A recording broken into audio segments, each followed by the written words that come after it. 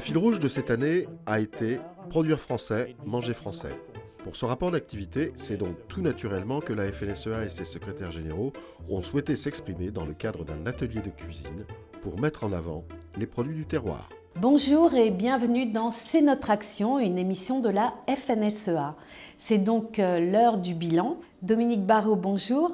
Bonjour. Pouvez-vous nous dire dans quel endroit nous sommes ici et pourquoi avoir choisi ce lieu? C'est le manger français. Ça a été notre fil conducteur tout au long de l'année 2014. Et si on veut continuer à manger français, il faut nous laisser les moyens de production.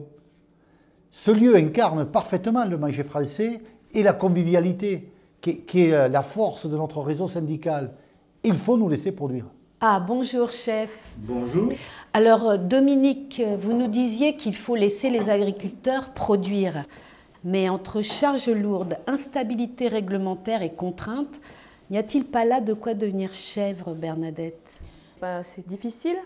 Nous sommes des professionnels, nous avons l'amour de notre métier, nous ne faisons pas n'importe quoi. On veut vivre de notre métier. Et ensuite, c'est vrai qu'aujourd'hui, on nous donne des contraintes supplémentaires, des contraintes environnementales. On nous amène des contraintes aussi sanitaires. Mais trop, c'est trop. Nous voulons que les éleveurs continuent à être sur le terrain, qu'ils soient encore présents et qu'on puisse découvrir de la charcuterie et de la viande dans nos assiettes encore pendant de longues années. Alors justement, parlons-en Dominique. Le sujet est un peu technique, qui entre condamnation de Bruxelles, changement de plan et de carte, on ne s'y retrouve plus. En gros, depuis une quinzaine d'années, on assiste à un empilement de règles plus contraignantes les unes que les autres, sans jamais tenir compte ni de la réalité, ni des spécificités du terrain. Cela devient insupportable. En réponse aux menaces européennes, le ministère nous a produit une nouvelle carte des zones vulnérables qui amènerait à ce que 70% du territoire agricole soit classé zone vulnérable. C'est tout simplement insupportable. Évidemment, cette carte a suscité de vives réactions dans notre réseau, dans ce réseau FNSEA qui est toujours vigilant. Le Premier ministre est intervenu sur le dossier en annonçant qu'il était prêt à remettre à plat la directive nitrate. Ouf! Mais il a fallu que ce soit la FNSEA qui invite le directeur de la DG Environnement de la Commission pour lui montrer les problématiques concrètes que ça posait sur les exploitations et l'empilement des contraintes dans ce pays. La ministre Ségolène Royal est intervenue en indiquant qu'elle était prête à amener des assouplissements. Elle a réouvert la porte. Maintenant, il faut passer aux actes. Depuis des années, nous faisons des efforts sur nos exploitations. La qualité de l'eau s'est améliorée. Il faut absolument arriver à sortir ces zonages. On doit les sortir. Il est urgent de s'emparer de ce dossier de façon totalement différente. Il faut, sur ce sujet, passer d'une obligation de moyens à une obligation de résultats. C'est le sens de notre action Nitrate autrement. Restons sur la thématique de l'eau, qui, au travers des questions d'entretien des cours d'eau et de stockage de cette eau, fut au cœur de l'actualité. Ces deux problématiques vont bien au-delà du simple sujet agricole. Elles concernent un bien essentiel qui est celui donc de l'eau et les agriculteurs le savent mieux que quiconque. Nous demandons davantage de pragmatisme tant sur la question épineuse de la gestion, du classement, de l'entretien des cours d'eau comme sur le stockage. Nous l'avons vu à Sivens et ailleurs. Il est urgent de retrouver du pragmatisme plutôt que du dogmatisme sur ce sujet-là, sur des sujets qui ont été concertés, mûris avec des acteurs donc, locaux pour pouvoir faire bénéficier de l'eau aux populations, au tourisme et à l'agriculture. Sur l'environnement, l'autre problématique est la question des phytosanitaires. Une idée saugrenue est passée par la tête de nos parlementaires où il ne faudrait plus soigner nos récoltes à 200 mètres des habitations ou de lieux publics. Nous nous sommes fortement mobilisés, cartographie donc à l'appui pour mesurer l'impact d'une telle mesure et notre mobilisation a porté ses fruits. D'ailleurs, le ministre a été trop silencieux sur le sujet. Heureusement qu'il y a eu cette forte mobilisation qui a permis de faire reculer le gouvernement, mais il faut rester particulièrement attentif. Sortons de l'écologie punitive. Les agriculteurs sont les premiers contributeurs à l'environnement. Il y en a pour preuve le travail que nous avons réalisé avec le recueil sur la biodiversité, preuve de notre engagement vis-à-vis de l'environnement.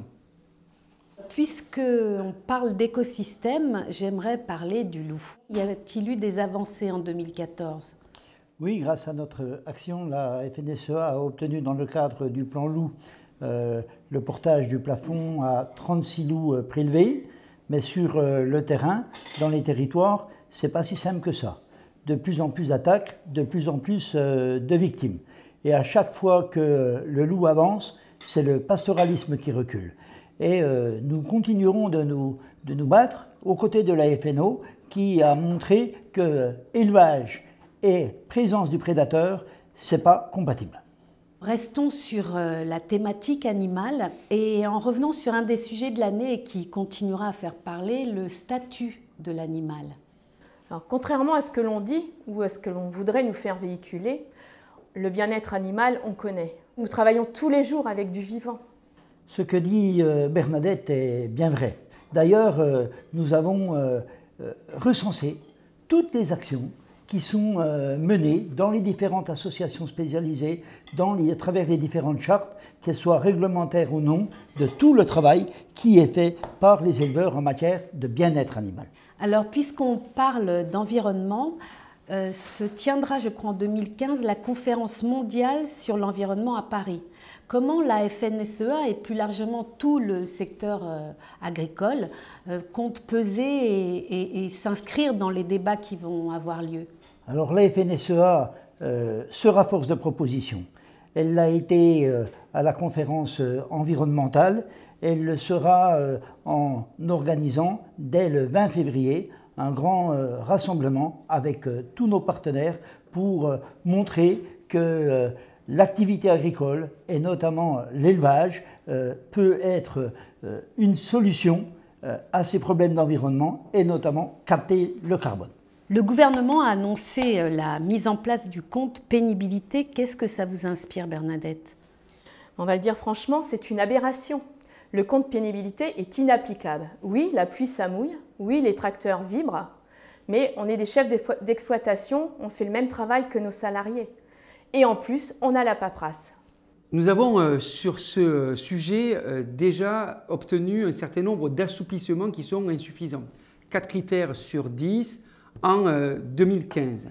Les organisations patronales, avec en tête la FNSEA, ont demandé au Premier ministre de mettre en place une mission de simplification pour l'applicabilité au niveau de l'agriculture.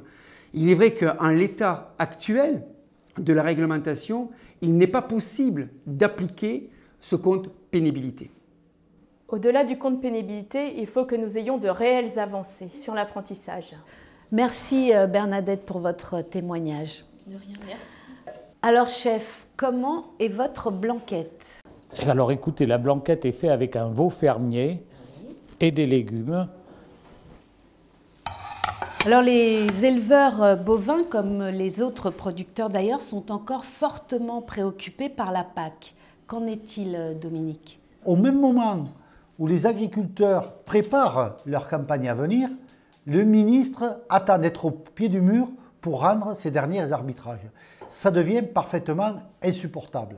Et que dire de l'inapplicabilité de certaines mesures, je pense au SIE par exemple, ou sur le deuxième pilier, de la lenteur, de l'hésitation des régions par rapport à la mise en place de mesures agro-environnementales adaptées au plus grand nombre. Nous sommes en attente de véritables mesures adaptées. Nous avons obtenu la mise en place d'une mission contrôle auquel participe pour notre compte Jean-Paul Bastien. Nous avons 3 ambitions.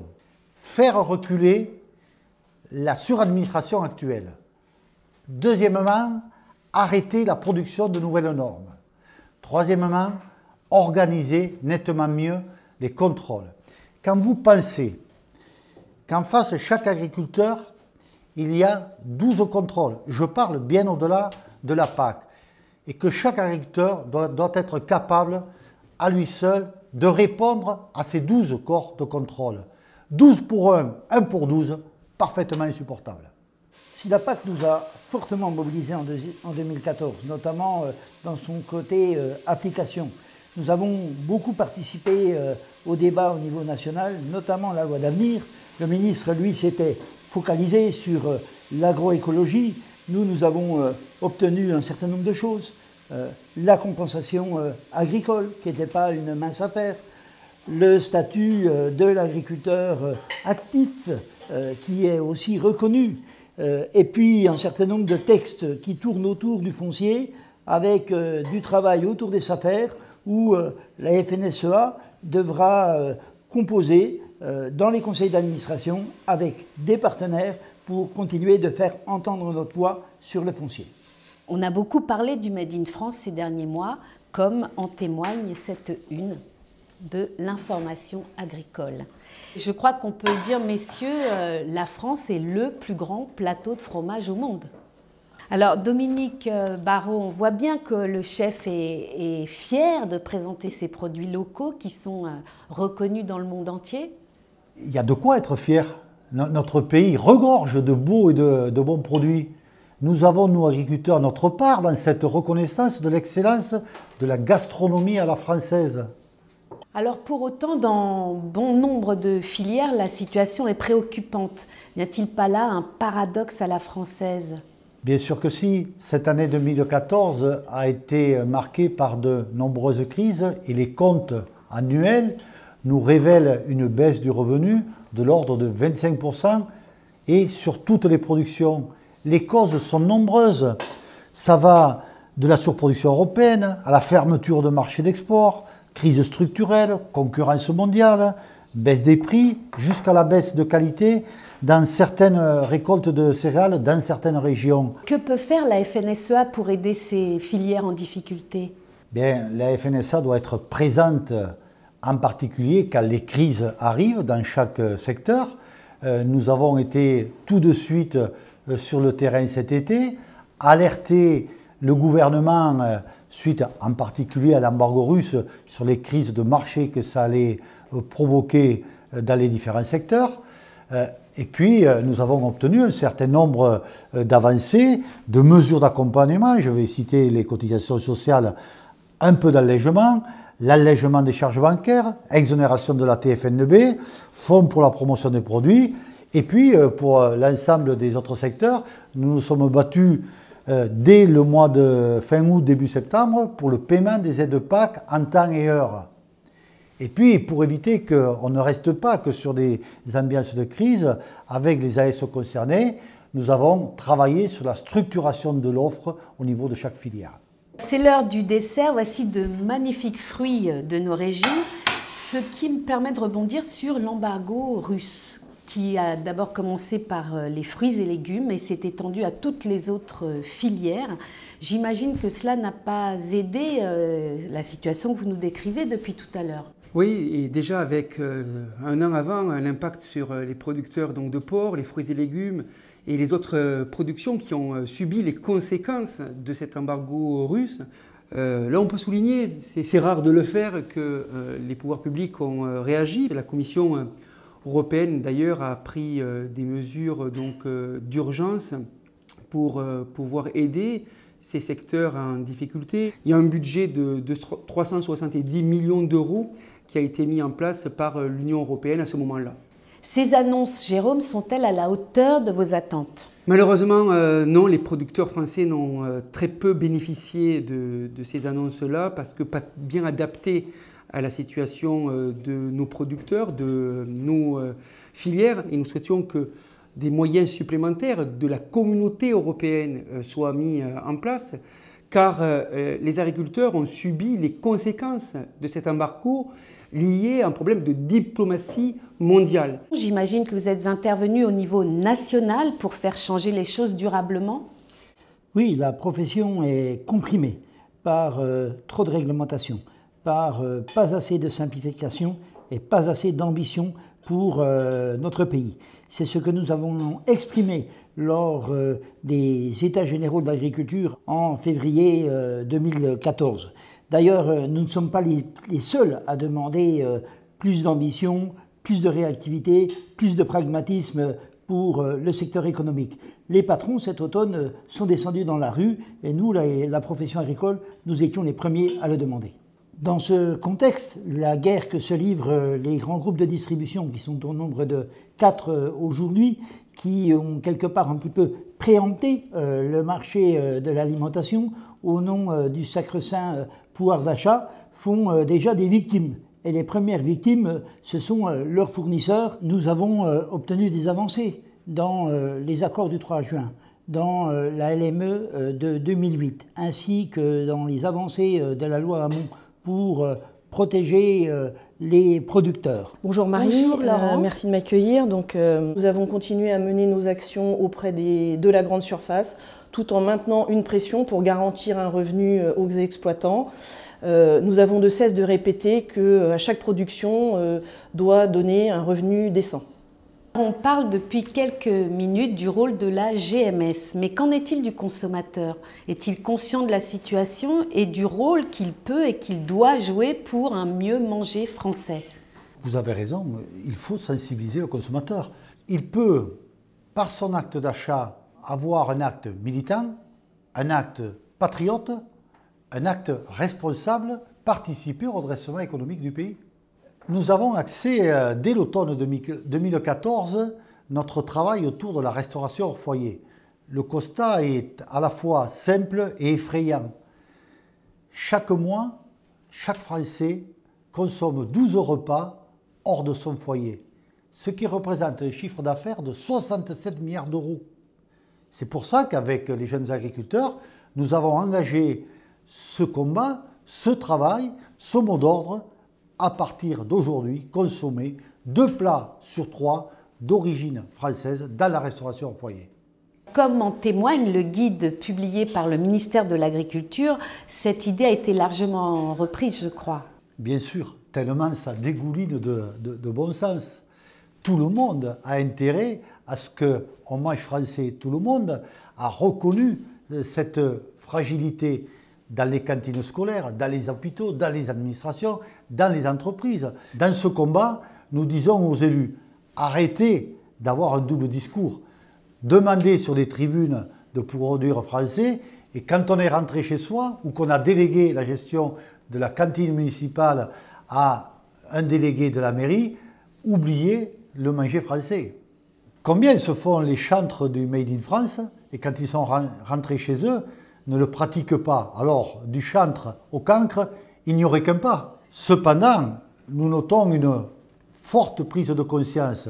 Et quand nous avons reçu, courant janvier, le patron des maires de France, François Barouin, il nous a dit qu'il était tout à fait disposé à engager un travail de fond avec la FNSEA et les maires qu'il représente sur ce travail-là. Comme toutes les actions que nous menons, je pense, notre réussite au Salon de l'agriculture, c'est un rendez-vous incontournable du manger français.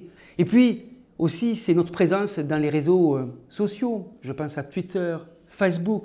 C'est aussi un mode de communication auquel nous ne devons pas nous priver, nous agriculteurs, pour communiquer au grand public. Finalement, le 5 novembre, ce sont bien toutes ces revendications qui ont été exprimées? Au-delà du 5 novembre, entre fin juin et jusqu'à ces jours-ci, c'est plus de 200 actions qui se sont déroulées sur notre territoire. Le Conseil fédéral de septembre a décidé d'une action nationale le 5 novembre autour de 8 points durs qui vont de la pénibilité au péage transit.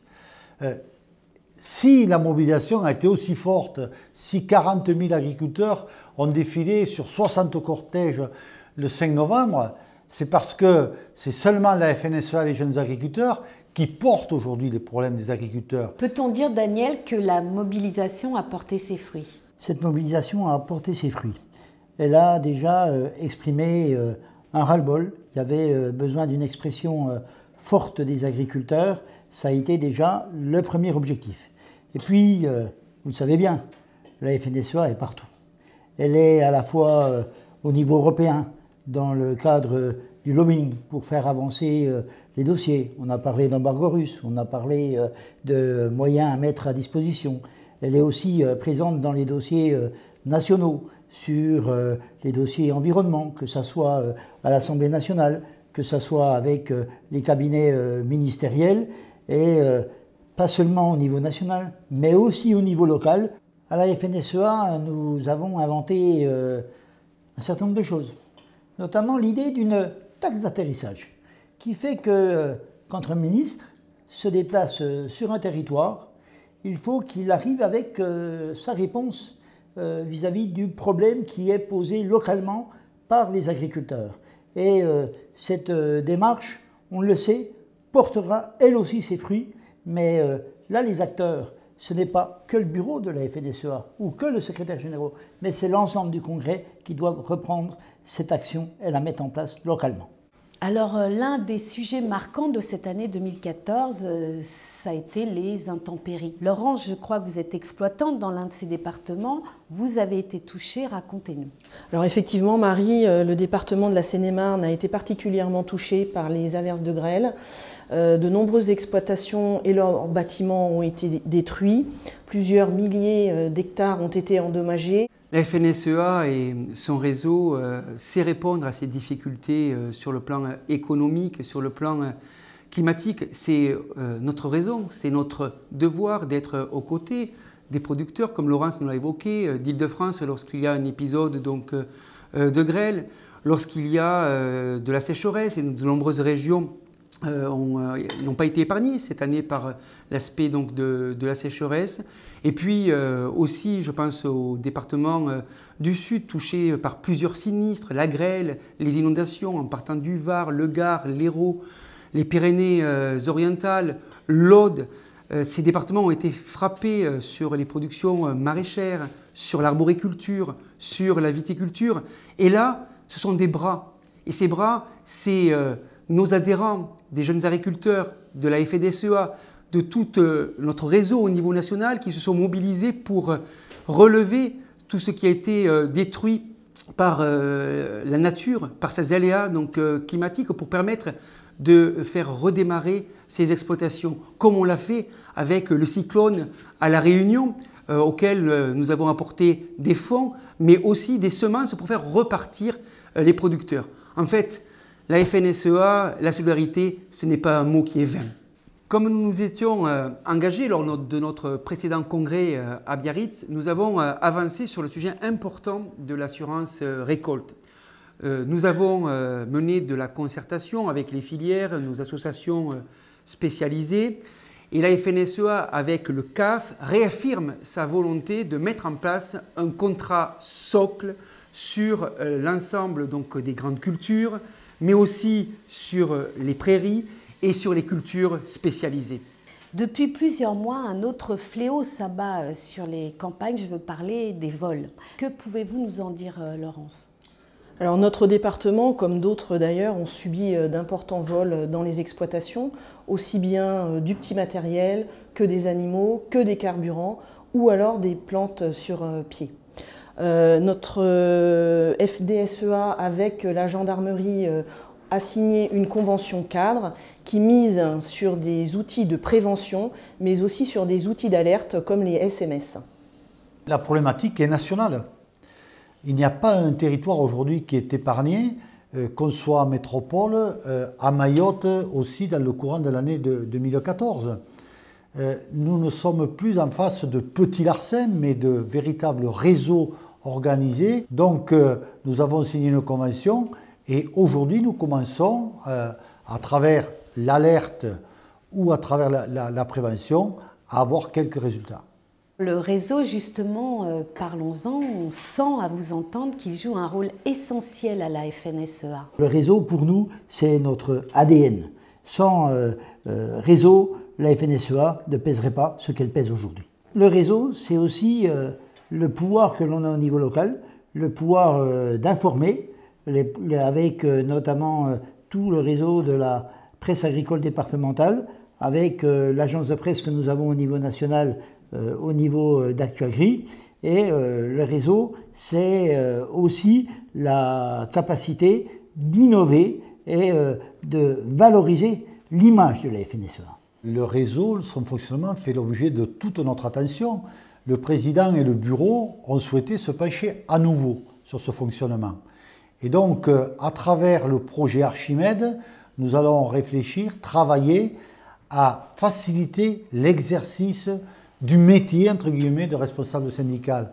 De par ailleurs, une réflexion beaucoup plus structurante sur l'évolution des services dans nos départements a été engagée. Alors après les élections chambres de 2013, le réseau FNSEA s'est à nouveau mobilisé pour les élections MSA. Oui, en effet, c'est pour nous une chance d'avoir dans notre secteur un réseau de protection sociale qui nous est propre, avec un échelon donc local qui permet de faire remonter les préoccupations des agriculteurs. Et je voudrais en profiter pour remercier chacune et chacun d'entre vous qui avez participé à cette mobilisation pour pouvoir voter massivement sur les listes FNSEA et Jeunes Agriculteurs comme l'organisation représentative majoritaire des agriculteurs. Messieurs, nous arrivons à la fin de notre émission. En conclusion, que pouvons-nous retenir de cette année à la FNSEA? Avant de revenir sur ce bilan, en un mot, permettez-moi de revenir sur les événements terribles qui ont marqué ce pays du 7 au 11 janvier. L'image qui est derrière nous suffit à décrire la symbolique. Que dire si ce n'est que nous avons été Charlie et que nous sommes toujours Charlie? Que nous tenons à ces valeurs de la République que sont liberté, égalité, fraternité. Ces valeurs, ça se cultive. Et nous sommes tout aussi persuadés qu'avec des énergies libérées, de l'encouragement, ce pays peut retrouver de l'économie, peut retrouver de la prospérité avec une agriculture forte. C'est derrière ce slogan que l'action de la FNSEA et de son réseau a été guidée tout au long de cette année 2014.